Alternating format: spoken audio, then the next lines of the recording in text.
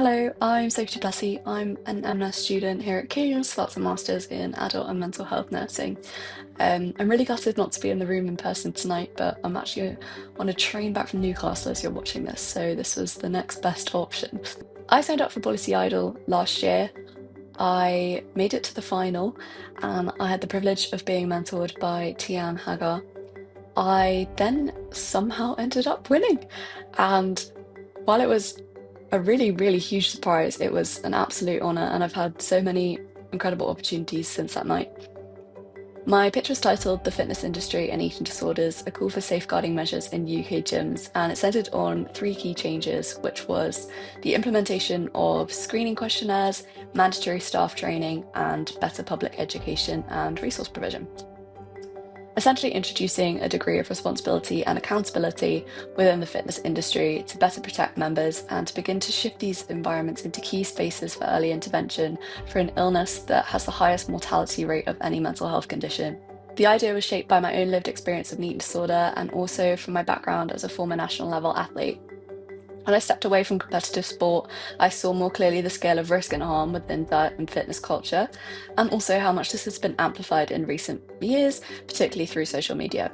I'm so hugely grateful to the Policy Institute, to the judges, to my mentor, and especially to Professor Rachel Mills, who played a key role in supporting and encouraging me to actually bring this to life. Following the final, Rachel kindly connected me with relevant faculty and the gym team at King's. This led to early work with the King's Counselling and Mental Health Service, where I collaborated with the eating disorder lead at the time to deliver an internal training to gym staff.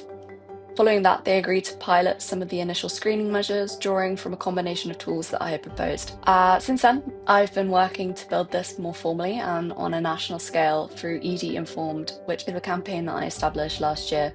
I'm now working with Beat, the UK's eating disorder charity, and over the past 8 months have been fundraising to cover the development costs of a CPD accredited training for gym and fitness staff. Last month, we reached the point of being able to fully fund this. So that means it's now in development with Beat's clinical associate trainers, which is a super exciting step. Looking ahead, the aim is to pilot the training with King's, hopefully as a potential site if I can secure that on the gym side.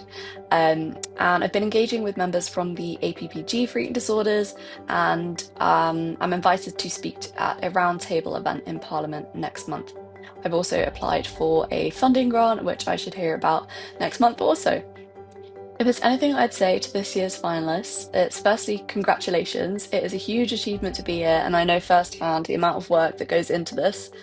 Secondly, don't let tonight be the end. I know that the ideas that you will be sharing tonight are important and often unaddressed and overlooked, and their impact may not be immediate or obvious, but you never know the seeds that you're planting.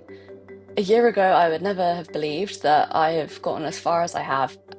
So to take an idea from something that is just an idea into something tangible is a really incredible opportunity and something that Policy Idol presents as a chance. It takes such courage to stand up on that stage. I know how nerve-wracking it is. My own presentation was far from perfect, and I did feel like I wanted to cry at one point. However, I made it through, and it is okay. And yes, there are judges, but they're not judging you. They're engaging with your idea, which is such an exciting position to be in. So the nerves, they just mean that you care. I am behind you all the way. Go up there, give it your all, and I'll be cheering you on from a train.